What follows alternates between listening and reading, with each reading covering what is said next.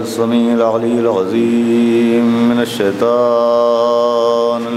रजीम। बिस्मिल्लाहिर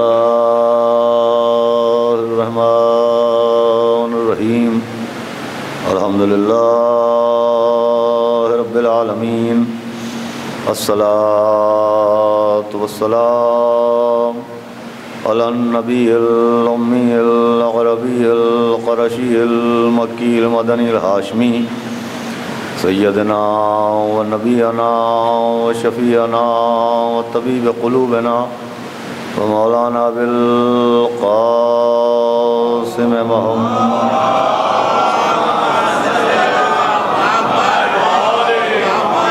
व आलिहि तय्यबीन अत्ताहिरीन अल-मासूमीन व लअनतुल्लाहि अला आदाइहिम अजमईन मिन यौमिना हाज़ा इला यौमिद्दीन। अम्मा बअदु फ़क़द क़ाल अल्लाहु सुब्हानहु तबारका व तआला फ़िल क़ुरआनिल मजीद वल फ़ुरक़ानिल हमीद। बिस्मिल्लाहिर रहमानिर रहीम। वमन यब्तग़ि गैरल इस्लाम दीना फमन युक़बलु मिन्हु व हुवा फ़िल आख़िरति मिनल ख़ासिरीन। सलावत भेजिए।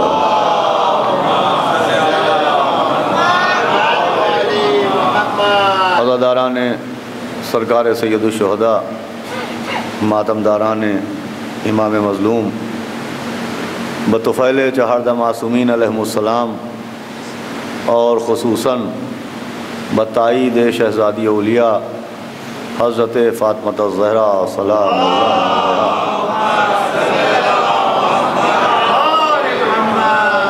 इदारे तहफ़्फ़ुज़ हुसैनियत की जानिब से मुनक़िदा इस अशर अरबईन में यूँ ये तीसरी मजलिस है, मगर मुझे गुफ्तगू करते हुए दूसरा रोज़ है।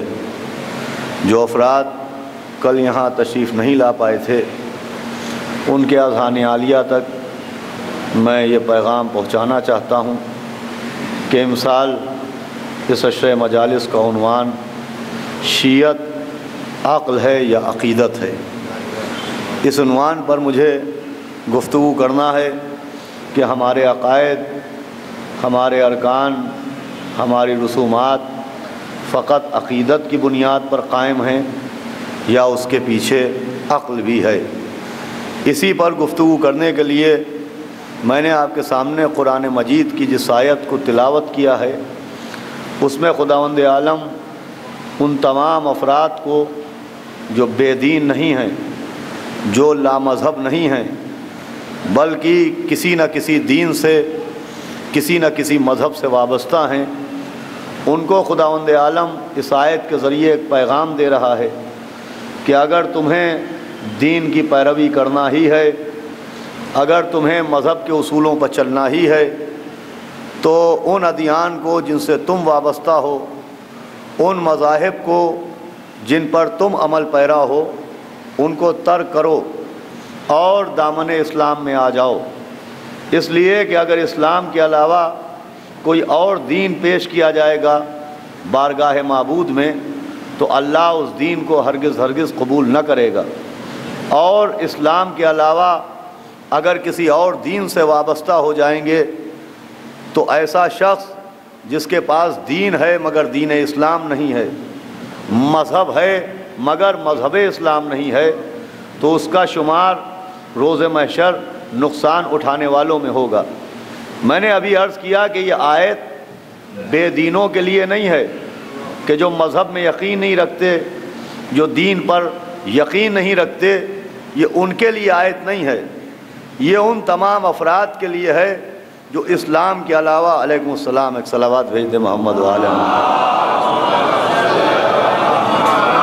जो इस्लाम के अलावा किसी और दीन से, वो चाहे आतिश परस्ती हो, चाहे वो क्रिश्चियनिटी हो, चाहे वो बुत परस्ती हो, दुनिया के दूसरे मज़ाहिब और दूसरे अदियान से जो वाबस्ता हैं, दूसरे रिलीजन्स को जो फॉलो करते हैं, उनके लिए एक पैगाम है कि सिर्फ दीन पर अमल करना काफ़ी नहीं है, बल्कि जिस दीन पर अमल किया जाए उस दीन का इस्लाम होना ज़रूरी है। अगर दीन इस्लाम पर अमल किया जाएगा तो दीन पर अमल करने वाला दीदार कहलाएगा, वरना अगर किसी और मज़हब, किसी और दीन को हमने इख्तियार किया तो वो अदियान अल्लाह की नज़र में अदियान ही नहीं है, वो मज़ाहिब अल्लाह की नज़र में मज़ाहिब ही नहीं है। ये आयत जहाँ उन अफराद के लिए पैगाम है जो इस्लाम के अलावा किसी और दीन से वाबस्ता हैं, वहीं उन तमाम अफराद के लिए भी एक दावत फ़िक्र है कि जो कलमा इस्लाम पढ़ते हैं, जो अपने को मुसलमान कहते हैं, कि उनको भी गौर करना चाहिए कि आखिर पूरे दुनिया के रिलीजन्स में, पूरी दुनिया के मज़ाहिब में, पूरी दुनिया के अदियान में अल्लाह इस्लाम ही को दीन क्यों समझता है। हालांकि अगर आप अदियान को देखें, मज़ाहिब को देखें, रिलीजन्स को देखें, दूसरे धर्मों को देखें, तो बहुत सी चीज़ें आपको इस्लाम में और दूसरे मज़ाहिब में कामन मिलेंगी, मुश्तरक मिलेंगी। जैसे सच बोलना हर मज़हब में अच्छी बात है, झूठ बोलना हर मज़हब में बुरी बात है, गरीबों की खिदमत करना, गरीबों की मदद करना हर मज़हब में अच्छी बात है, गरीबों को रुस्वा करना हर मज़हब में बुरी बात है, मरीज़ों की अयादत करना, मरीज़ों की तीमारदारी करना हर मज़हब में अच्छी बात है, मरीज़ों से मुंह मोड़ लेना हर मज़हब में बुरी बात है। न जाने कितनी चीज़ें आपको इस्लाम में और दूसरे रिलीजन्स में, दूसरे मज़ाहिब में मुश्तरक मिलेंगी, कामन मिलेंगी।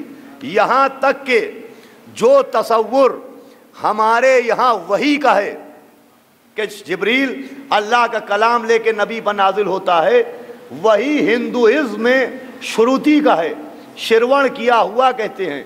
जो तसव्वुर हमारे यहाँ रोज़े का है, वही गैर मुस्लिमीन में विरत का तसव्वुर है, फास्टिंग का तसव्वुर है। जो तसव्वुर हमारे यहाँ ज़कात और खैरात का है, वही दूसरे मज़हबों में तसव्वुर दान और पुण्य का है। हद यह है कि जो तसव्वुर हमारे के यहाँ जुमे का है, वही ईसाइयों के यहाँ इतवार का है, वही यहूदियों के यहाँ हफ्ते का है। एक सलावात भेजे तो मार करूँ आप सदा। देखिए, ये इस साल की गुफ्तगू निहायत तवज्जो तलब भी है और नतीजा खेज भी है और पैगाम रसा भी है, लिहाजा आप बतवज्जो हो के सुने जो मैं अर्ज़ कर रहा हूँ कि जो तसव्वुर हमारे क्या जुमे का है कि हफ्ते में एक दिन सबसे मोहतरम दिन है, वही तसव्वुर ईसाई हजरात क्या इतवार का है, संडे का है। वहाँ जो इतवार की तातील है वो आराम के लिए नहीं है, इबादत के लिए है। वहाँ जो यहूदी हैं उनके यहाँ हफ्ते का वही तसव्वुर है जो हमारे क्या जुमे का तसव्वुर है। हमारे यहाँ जो रोज़े का तसव्वुर है वही वहाँ विरत का तसव्वुर है। तो अमल में इश्तिराक बहुत कुछ है, बहुत सी चीज़ें कामन मिलेंगी। अब मैं यहाँ पर रोक के क्या ये बात पूछूं कि क्या मुझे ये कहने का हक़ है कि रोज़ा गैर मुस्लिमीन के विरत की नकल है? तवज्जो फरमाइएगा। मैं एक सलावात भेजे तो मैं आगाज करूँ गुफ्तगू का। क्या जुमे का एहतराम, क्या जुमे का एहतराम ईसाइयों के इतवार के एहतराम की नकल है? क्या जुमे का तकद्दुस यहूदियों के यहाँ हफ्ते के एहतराम की नकल है? ये मैं इसलिए अर्ज कर रहा हूँ कि दुश्मनान आज़ा हमारे नौजवानों बच्चों को ये समझाते हैं कि साहब देखिए, कलावा आप भी बांधते हैं, हाथ में नाड़ा वहाँ भी बांधा जाता है, फूल आप भी चढ़ाते हैं, फूल वहाँ भी चढ़ाए जाते हैं। तो सवाल ये है कि क्या अमल की शबाहत देख के, तो फरमाइएगा, क्या अमल की यकसानियत देख के फैसला किया जाए? क्या रोज़ा इसलिए छोड़ दिया जाए कि गैर मुस्लिमीन विरत रखते हैं?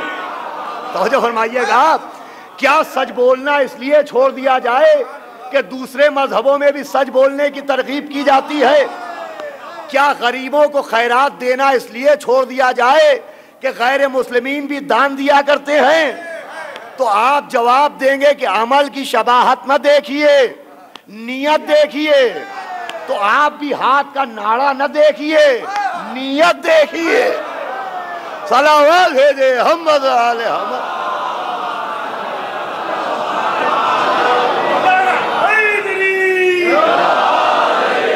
देखिए एक नतीजा खेज गुफ्तगू है। तो आखिर वजह क्या है कि इस्लाम को तमाम मज़ाहिब पर बरतरी दी गई।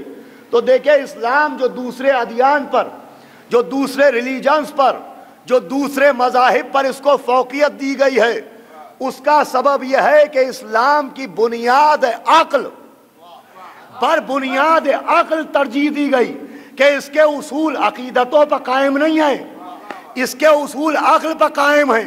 और जितनी अहमियत इस्लाम ने अक्ल को दी है, उतनी अहमियत किसी मजहब ने अक्ल को नहीं दी। यहां तक के जनाब अमीरुल मोमिनीन हजरत अली इब्न अबी तालिब,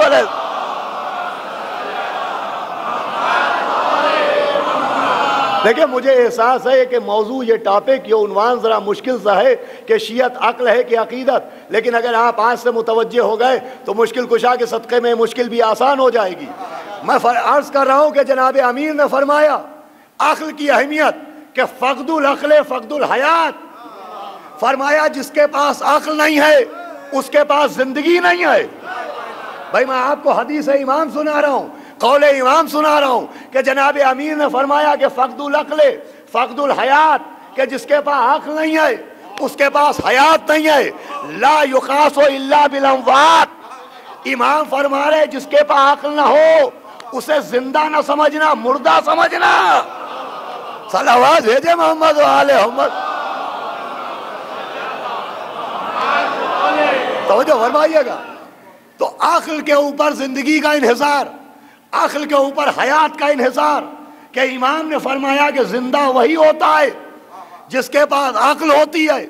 वो अगर अक्ल नहीं है तो चल फिर रहा है मगर मुर्दा है, देख रहा है मगर मुर्दा है, सोच रहा है मगर मुर्दा है।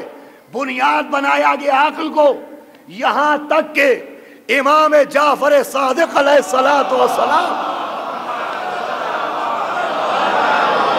देखिए तवज्जो रखिएगा, आज की ज़रा मुश्किल मंजिल है कि इमाम सादिक अलैहिस्सलाम से उनके एक सहाबी ने आके कहा कि आका मेरा एक पड़ोसी है, वो नमाजें बहुत पढ़ता है, वो रोज़े बहुत रखता है, वो कार खैर बहुत करता है। सहाबी इमाम से अर्ज कर रहा है, और ये हदीसें आपको उसूल काफ़ी की पहली जिल्द में मिल जाएंगी। पूरा एक चैप्टर है जिसका नाम है किताबुल अक़ल, जिसमें हदीसें ही हदीसें हैं अक्ल की तौसीफ में, अक्ल की तारीफ में। तो चाहने वाला पूछ रहा है इमाम से, कह रहा है इमाम से कि आका मेरा एक पड़ोसी है जो नमाजें बहुत पढ़ता है, रोजे बहुत रखता है। इमाम ने फरमाया उसके पास अक्ल है कि नहीं? तो चाहने वाले ने कहा आका इबादत तो बहुत करता है मगर अक्ल नहीं है। फरमाया याद रखना कि उसकी कोई इबादत उसे फायदा नहीं दे सकती। सलावत भेजे मोहम्मद आले मोहम्मद। तवज्जो फरमाइएगा कि इबादत का इन्हिसार भी इसी अक्ल पर, कि अगर अक्ल है तो इबादत फायदा दे, इसलिए कि अगर अक्ल होगी तो इबादत इबादत नहीं होगी, मारिफत के साथ होगी। तवज्जो फरमाइएगा। और अगर बगैर अक्ल के इबादत है तो इबादत होगी मगर मारिफत नहीं होगी, इसलिए कि इबादत होती है जिस्म के जरिए और मारिफत होती है, इमाम ने फरमाया मारिफतो बिल अक्ल, मारिफत बगैर अक्ल के नहीं मिलती। सलावत भेजे मोहम्मद वाला। एक और सलावत बावाज़ बुलंद भेजे तुम्हारा।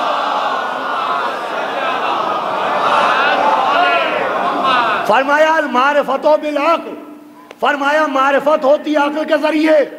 ये जो बद अक्ल की इबादत काम नहीं आती, उसकी वजह यह है कि अगर बेअक्ल इबादत करता है तो बगैर मारिफत के करता है, और जब साहिब अक्ल इबादत करता है तो मारिफत के साथ करता है। आप देखें इब्लीस की इबादतें, क्या फायदा दिया उसे, क्या फैज मिला उसे, क्या इनाम मिला उसे? अजाब दिया गया, लानती बनाया गया। वजह यह थी कि इबादत थी, अक्ल नहीं थी। अगर अक्ल होती तो इनकार सजदा आदम न करता। अब देखे इब्लीस की बदअक्ली देखिए, जब पूछा तूने सजदा क्यों न किया तो कहा इनको तूने मट्टी से बनाया। तो बेअक्ली ये थी कि उसने मट्टी को देखा और जिस वजह से मट्टी को सजदा हुआ उस वजह को नहीं देखा, उस रीजन को नहीं देखा, उस सबब को नहीं देखा। मालूम है बेअक्ली ये है कि शय को देखा जाए, सबब एहतराम को न देखा जाए। भाई सलावत भेजे मोहम्मद वाले मोहम्मद। देखिए मैं आपको कहां पहुंचाना चाह रहा हूं कि शय को देखा जाए, सबब एहतराम को न देखा जाए, रीजन को न देखा जाए, वजह को न देखा जाए। जो आदम के सजदे का हुक्म था वो मट्टी की वजह से नहीं, उस रूह की वजह से जो पैकर आदम में शामिल हुई, पैकर आदम में दाखिल हुई। तो इब्लीस की बेअक्ली क्या है कि उसने मट्टी को देखा, उस रूह को नहीं देखा जो उस मट्टी के अंदर थी। तो जो आदम की मट्टी को देखे उसमें शामिल रूह को न देखे वो भी बदअक्ल होता है। तो जो खाके करबला को देखे खून हुसैन को न देखे वो भी बदअक्ल।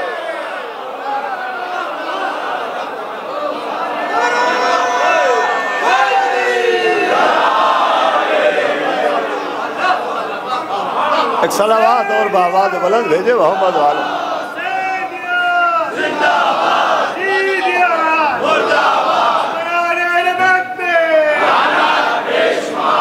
देखिए इब्लीस की बेअक्ली क्या थी कि उसने जाहिर को देखा, बातिन को नहीं देखा। आदम की मट्टी मट्टी की वजह से मोहतरम नहीं हुई, चूंकि रूह दाखिल हो गई लिहाजा काबिल एहतराम। तो करबला की मट्टी भी मट्टी की वजह से नहीं, चूंकि खून हुसैन दाखिल हो गया। तो अब जो करबला की मट्टी पर सर झुका रहा है उसे अकीदतमंद न समझिएगा, अक्लमंद समझिएगा। और जो करबला की मट्टी का मुनकिर है उसे बेअकीदत न समझिएगा, बेअक्ल समझिएगा। सलावत भेजे मोहम्मद वाले हम। अब तो जो फरमाए, मैं आपके जहनों को आमादा कर रहा हूं अपने मौजू तक पहुंचाने के लिए। रीजन क्या है करबला की मट्टी के एहतराम का कि खून हुसैन शामिल हो गया। तो अब जो हम करबला की मट्टी को अपने सजदे में सर के नीचे रखते हैं, माथे के नीचे रखते हैं, एक सलावत भेज दे मोहम्मद वाले मोहम्मद।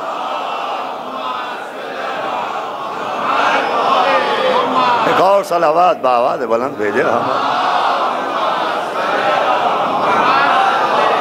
देखिए तवज्जो फरमाइएगा, उसका रीजन क्या है। ये करबला की मट्टी पर जो हम सर रखते हैं, जो खाके पाक कहते हैं, जो खाके शिफा समझते हैं, ये सिर्फ अकीदत का तकाजा नहीं है, अक्ल का तकाजा है। जैसे आदम का पैकर की वजह से मोहतरम नहीं, रूह की वजह से मोहतरम, वैसे ही करबला की मट्टी की वजह से मोहतरम नहीं, हुसैन के खून की वजह से मोहतरम। तवज्जो रखिएगा। अब एतराज ये होता है कि साहब अक्ल से काम लीजिए। भाई करबला की मट्टी पर सिर्फ मौला हुसैन का खून नहीं गिरा, सिर्फ असहाबे हुसैन का खून नहीं गिरा, वहां तो यजीदियों का खून भी गिरा। अब ये बेअक्ली है कि करबला की खाक को खाके पाक कहा जाए, इसलिए कि वहां तो नजिसों का खून भी गिरा। तो करबला की खाके पाक कैसे? तो मुझे बताइए कि पूरा कुरान पाक कैसे? अरे क्या सुनाए आप? इसलिए कि कुरान में सिर्फ आदम का नाम नहीं है, इब्लीस का नाम भी है, सिर्फ इब्राहिम का नाम नहीं है, नमरूद का नाम भी है। अरे क्या सुनाए आप? सिर्फ मूसा का नाम नहीं है, फिरौन का नाम भी है, सिर्फ पैगंबर आखिर का नाम नहीं है, अबू लहब का नाम भी है। भाई पाक नामों के साथ नजिसों का नाम भी है। तो कुरान कितने % पाक है? कुरान कितने फीसद पाक है? का साहब 100% पाक। तो जैसे कुरान में पाक नामों के साथ नजिसों के नाम भी हैं, मगर पूरा कुरान पाक। वैसे ही करबला की मट्टी में हुसैन के साथ यजीदियों का खून भी है। जैसे कुरान कुरान पाक, वैसे ही खाक खा के पाक। सलावत भेजे मोहम्मद वाले।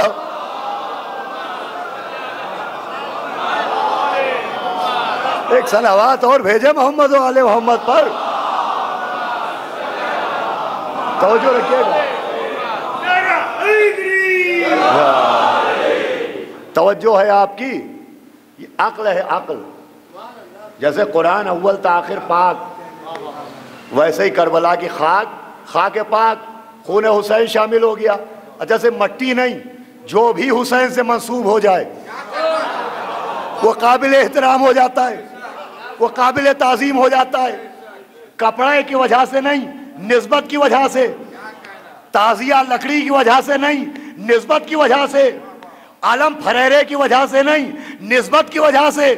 ये निस्बत अक्ल ये कह रही है कि अगर मोहतरम से कोई वाबस्ता हो जाए तो वो भी मोहतरम हो जाता है। आप देखिए कुरान, देखिए कुरान, कुरान में सफा व मरवा काबिल एहतराम, कुर्बानी के दुम्बे काबिल एहतराम। वो इतने काबिल एहतराम, बहुत तवज्जो सुनिएगा, कि सफा व मरवा को शायरुल्लाह कहा गया, कुर्बानी के दुम्बों को शायरुल्लाह कहा गया। शायरुल्लाह किसे कहते हैं? अल्लाह की निशानी को। सफा और मरवा अल्लाह की निशानियां, काबिल ताज़ीम। कुर्बानी के दुम्बे अल्लाह की निशानियां, काबिल ताज़ीम। अब जरा अक्ल से काम लीजिएगा, इसलिए कि एतराज ये होता है कि साहब कुरान में सफा और मरवा को शायरुल्लाह कहा, कुर्बानी के दुम्बों को शायरुल्लाह कहा, अलम का नाम नहीं आया, ताजिए का नाम नहीं आया, जुलजना का नाम नहीं आया, ताबूत का नाम नहीं आया। कुरान में सिर्फ सफा और मरवा को शायरुल्लाह कहा, कुरान में सिर्फ कुर्बानी के दुम्बों को शायरुल्लाह कहा। तो देखें, यह जुमला ज़हन में रखिएगा कि अगर सिर्फ सफा और मरवा और कुर्बानी के दुम्बे शायरुल्लाह हैं इसलिए कि उनका नाम कुरान में आया, तो कुरान में कितने नबियों का नाम आया?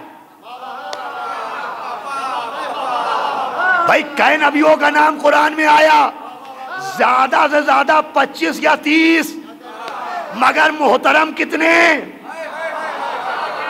अरे क्या सुना है आप? 1,24,000। क्या किया जाए? क्या सिर्फ उन्हीं को नबी अल्लाह माना जाए जिनके नाम कुरान में है? क्या सुना है आप? क्या सिर्फ आदम को नबी अल्लाह माने के नाम कुरान में है, नूह को नबी अल्लाह माने के नाम कुरान में है, मूसा को नबी अल्लाह माने के नाम कुरान में है, जिनके नाम कुरान में नहीं, क्या वो नबी अल्लाह नहीं?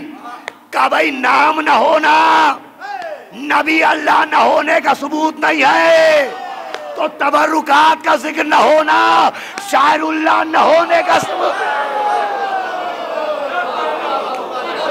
अरे भाई सलावत बाबा से बलद भेजो।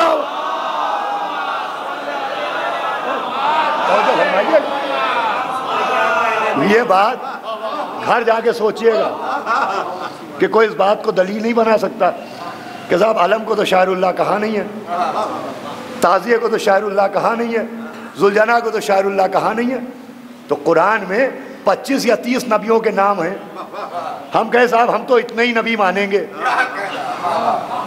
जिनका जिक्र नहीं हम उन्हें नबी क्यों माने? कहीं मानना पड़ेगा, जिक्र हो या ना हो तो आज़ादारी के हर तबर्रुक का एहतराम करना पड़ेगा, जिक्र हो या ना हो। जैसे वो अकीदत का तकाजा है, अक्ल का तकाजा है, वैसे ये भी अक्ल का तकाजा है। अच्छा, अब कुरान एक कानून बनाता है कि कुर्बानी के दुम्बों का एहतराम नहीं, बल्कि जो रस्सी दुम्बे के गले में डाल दी जाए, भाई मुतवज्जे है कि नहीं? दुम्बे को किसने खल्क किया? अल्लाह ने। रस्सी किसने बनाई? बंदे ने। तो अल्लाह के बनाए हुए दुम्बे के साथ बंदे की बनाई हुई रस्सी भी मोहतरम हो गई। सलावत भेजे मोहम्मद आले मोहम्मद।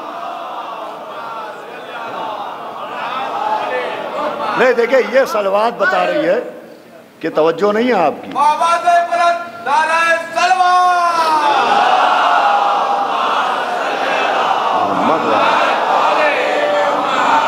मैं बहुत अहम बात आपकी खिदमत में अर्ज करने जा रहा हूं। मैं अर्ज कर रहा था कि कुर्बानी का दुम्बे को अल्लाह ने खल्क किया है, मगर जो रस्सी उसके गले में डाली जाती है वो बंदों ने बनाई है। अल्लाह के बनाए हुए दुम्बे के साथ साथ बंदे की बनाई हुई रस्सी भी मोहतरम हो गई। हमने लपेटी मगर मोहतरम हो गई, हमने बनाई मगर मोहतरम हो गई। तो कानून समझा कि अल्लाह के बनाए हुए के साथ साथ अगर बंदा मोहब्बत में कुछ मंसूब कर दे तो बंदे की बनाई हुई शय भी मोहतरम हो जाती है। तो अगर अल्लाह के भेजे हुए हुसैन के लिए हम ताजिया बना दें, अलम बना दें, जरी बना दें, सलावत भेजे मोहम्मद वाला,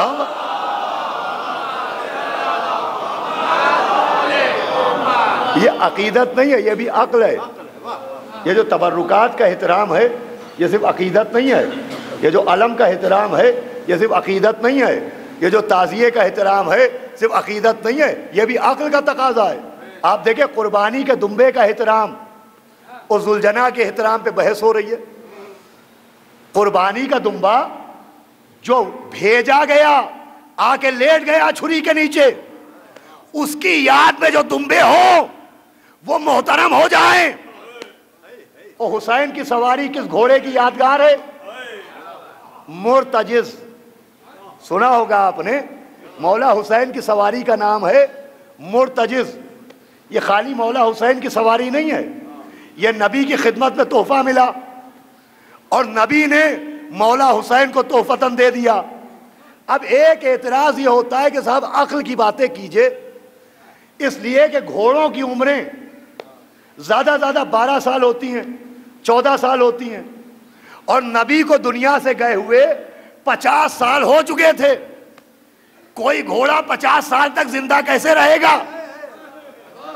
बहुत तवज्जो सुनिएगा, ये खास बात मुझे अर्ज करना है कि साहब आप तारीख पढ़िए, आप किताबें पढ़िए, तो घोड़े की उम्र होती है ज्यादा 12 साल, 14 साल।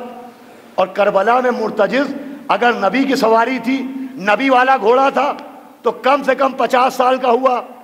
तो देखिए, एक तो ये जिहालत है कि घोड़ों की उम्रें 12 या 14 साल की होती हैं। एक किताब का नाम मैं आपको बता रहा हूं, हयातुल हैवान, पूरी जानवरों की जिंदगी पर लिखी गई है किताब। उसमें लिखा गया है कि अरब का सही नस्ल घोड़ा 60 बरस का भी हो सकता है, और जो हुसैन से मंसूब हो जाए उससे ज्यादा सही नस्ल होगा। कहो सलावत भेजे मोहम्मद वाले मोहम्मद। दूसरे, इस बात को आप जाने दीजिए, इस बात को आप जाने दीजिए, अगर अक्ल की बात की जाए कि साहब घोड़ा 12 साल या 14 साल जिंदा रहता है, इमाम हुसैन के पास अगर मुर्तजिज था तो उसकी उम्र कम से कम 50 या 55 साल हुई। इतनी लंबी जिंदगी घोड़ों की नहीं होती। मुझे बताइए, वो दुम्बा जो जनाब इस्माइल की जगह आके लेटा, बहुत तवज्जो रखिएगा, आज का तोहफा देना चाह रहा हूं, उसकी तारीख क्या है? तो जब मासूम से किसी ने पूछा कि हजरत वो दुम्बा जो इस्माइल की जगह आके लेटा वो कहां से आया? फरमाया आसमान से आया। कहा वो दुम्बा था कौन? का आदम के 2 बेटे पैदा हुए, एक का नाम था हाबील, एक का नाम था काबिल। अल्लाह ने कहा लाओ अपनी अपनी कुर्बानियां लाओ, अपनी अपनी नजर लाओ, जिसकी कुर्बानी पर, जिसकी नजर पर आसमान से बिजली गिर जाएगी उसकी कुर्बानी बारगाह माबूद में कबूल हो जाएगी। तो काबिल ने सोचा कि जलना तो है ही है, तो क्यों अच्छा गल्ला जलाया जाए, लिहाजा वो सड़ा हुआ गल्ला लेके चला। और जनाब हाबील ने सोचा कि अल्लाह की बारगाह में नजर पेश करना है, तो सबसे बेहतरीन दुम्बा लेके चले। देखिए, 2 ज़हनियतें वहां से बनी, एक ज़हनियत बचाओ, एक ज़हनियत लुटाओ। तो जो फरमाइएगा भाई, आज भी दो नजरिए हैं। कुछ लोग नाम हुसैन पर लुटा रहे हैं, कुछ लोग बिदअत बता रहे हैं। तो भाई सब अपने अपने सिलसिले बता रहे हैं कि हाबील वाला कौन है, काबिल वाला का। सलावत दे दे मोहम्मद वाले मोहम्मद। तवज्जो फरमा रहे हैं, तवज्जो है आपकी। मासूम ने फरमाया कि सुनो, वो दुम्बा जो इस्माइल के लिए आया वो जनाब हाबील का पेश किया हुआ दुम्बा था।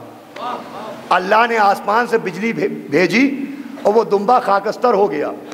और वही दुम्बा आया, जल गया था मगर सालिम आया। मालूमा नजर बज़ाहिर ज़ाया हो मगर वहां महफूज हो जाती है। अरे क्या सुनाए आप अज़ान गिरामिया, नजर बज़ाहिर ज़ाया भी हो जाए तब भी वहां महफूज हो जाती है।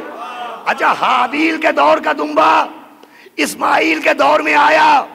कै बरस का फासला था? 5 साल, 10 साल, 15 साल, यानी हजारों साल का फासला। तो हाबील के दौर का दुम्बा इस्माइल के दौर में आया। झुर्रियां पड़ी हुई नहीं आया, थरथराता हुआ नहीं आया, टूटी कमर लेके नहीं आया। अरे क्या सुनाया, जवान आया, राना आया। अरे जो हाबील के दुम्बे को जिंदा रख सकता है वो हुसैन की सवारी को। सलावत दे दे मोहम्मद वाले मोहम्मद।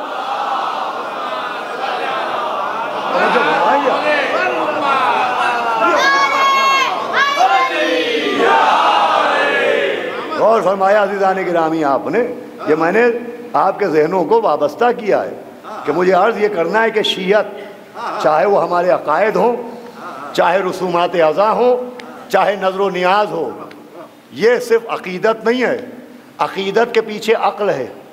इसलिए कि इस्लाम जो शीयत की उर्फियत का नाम है, क्या सुनाया, इस्लाम जो शीयत की उर्फियत का नाम है वो अक़ीदत की बैसाखी पर नहीं चलती है, वो अक्ल के पैरों पर चलती है। इसीलिए अक्ल को सबसे ज़्यादा अहमियत दी गई कि इबादत का इन्हिसार भी इसी अक्ल पर है। कि इमाम ने फरमाया कि अगर अक्ल है तो इबादत से फ़ायदा होगा, और अगर अक्ल नहीं है तो इबादत फ़ायदा नहीं पहुँचाएगी। क्यों? इसलिए कि अल मारिफतो बिल अक्ल, मारिफत हासिल होती है अक्ल के ज़रिए। अगर अक्ल हो तो मारिफत हो, अगर अक्ल नहीं है तो आदमी मानेगा, पहचानेगा नहीं। और शियत मानने का नाम नहीं है अजीजों, शियत पहचानने का नाम है। आपने 1000 मरतबा हदीस सुनी है कि मन माता वलम यारिफ इमाम ज़मान ही माता मीततन चाहिलिया। क्या मतलब? कि जो इमाम को माने बगैर मर जाए, कहानी जो पहचाने बगैर मर जाए। सलावत भेजे मोहम्मद वाले मोहम्मद।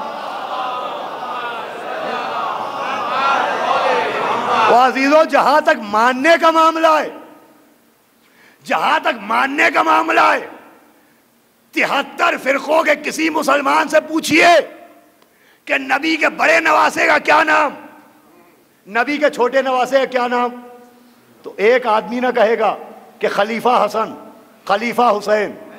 जिससे पूछे वो कहेगा इमाम हसन, इमाम हुसैन। सलावत भेजे मोहम्मद वाले मोहम्मद।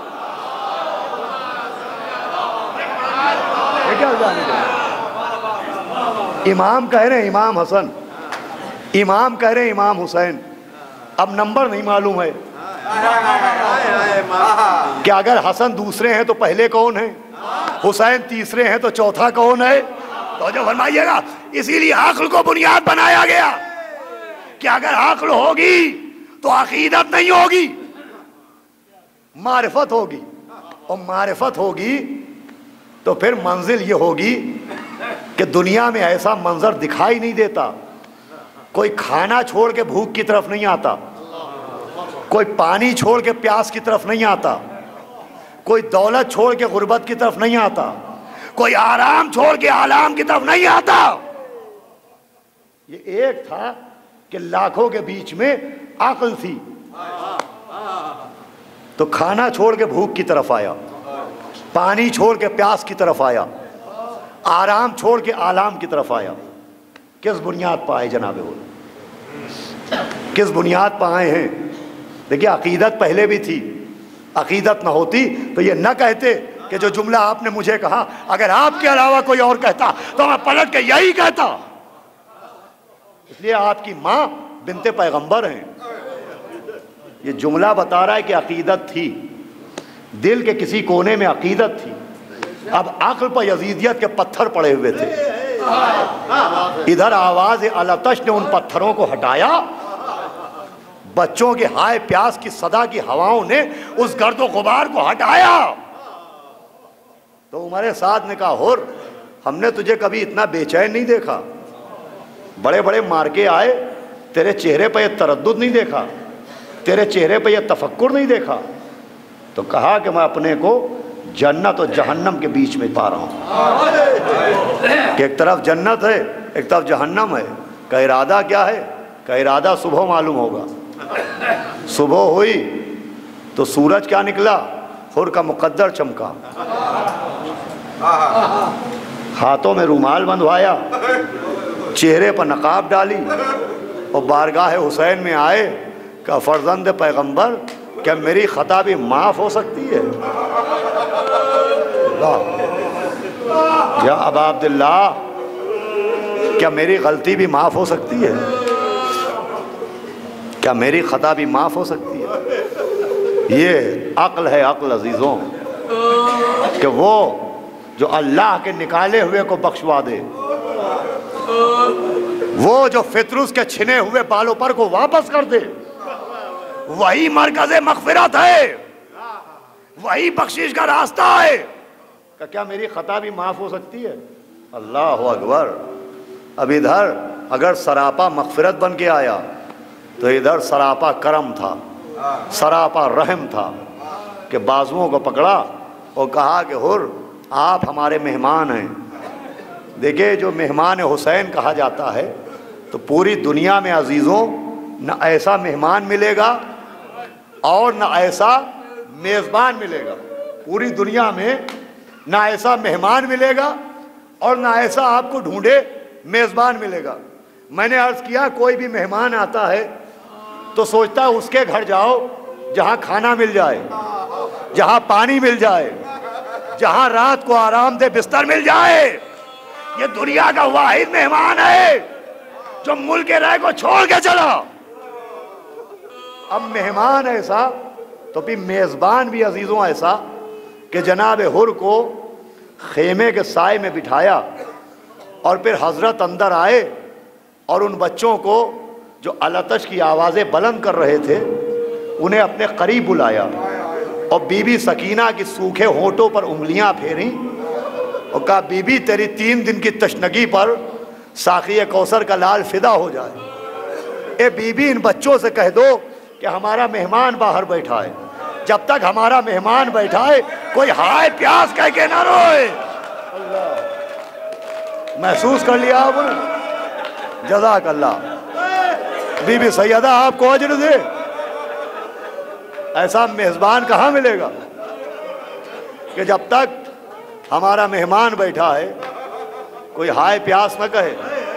ऐसा ना हो कि हमारा मेहमान शर्मिंदा हो जाए। अल्लाह, बस मौला सलामत रखें आपको।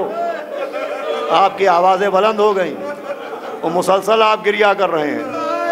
इसी मुग़ल मस्जिद में बाद नमाज मग़रिबैन अशर अरबईन जारी है, नमाज मग़रिब के फ़ौरन बाद, जिसको ख़तीब मौलाए ग़दीर मौलाना रहमत हुसैन साहब क़िबला ख़िताब फरमाते हैं।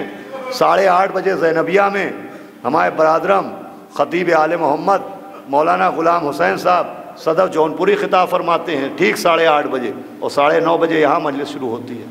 एक एक मजलिस में आप जाते हैं, रोते हैं। देखिए, फ़ज़ाइल में तो लोग अक्सर कहते हैं कि मौलाना कुछ कमी कर दीजिएगा, लेकिन मसाइब के लिए कोई नहीं कहता है। इसका मतलब रोने से किसी का दिल नहीं भरता। जब आपको रोने की आज़ादी है, कोई रोने पर आपके तमाचे नहीं मारता, कोई रोने पर आपके सर में नेज़ा नहीं चुभाता, कोई रोने पर आपको ताज़ियाने नहीं मारता।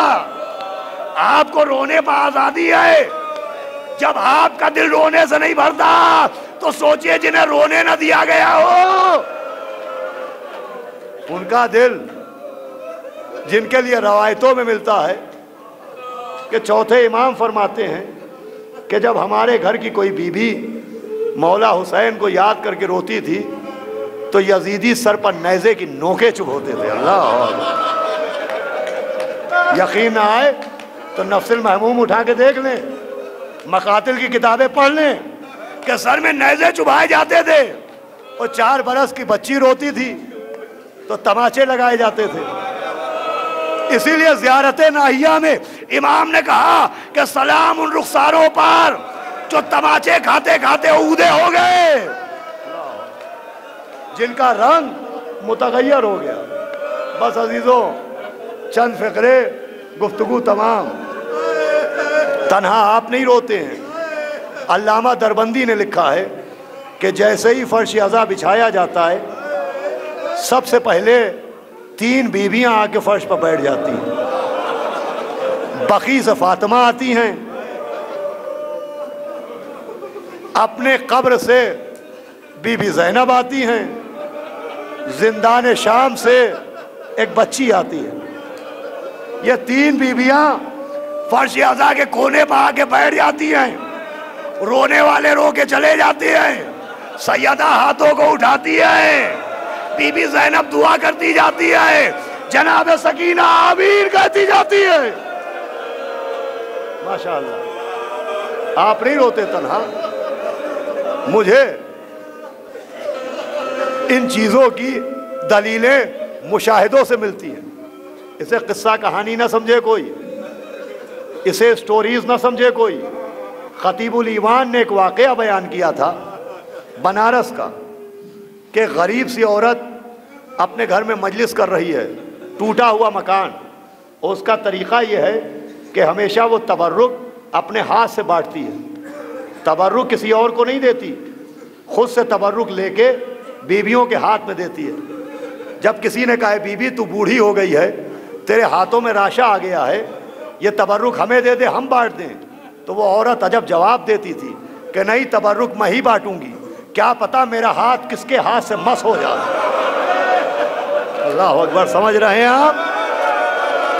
बस 2 मिनट मजलिस तमाम हो रही है, क्या पता मेरा हाथ किसके हाथ से मस हो जाए।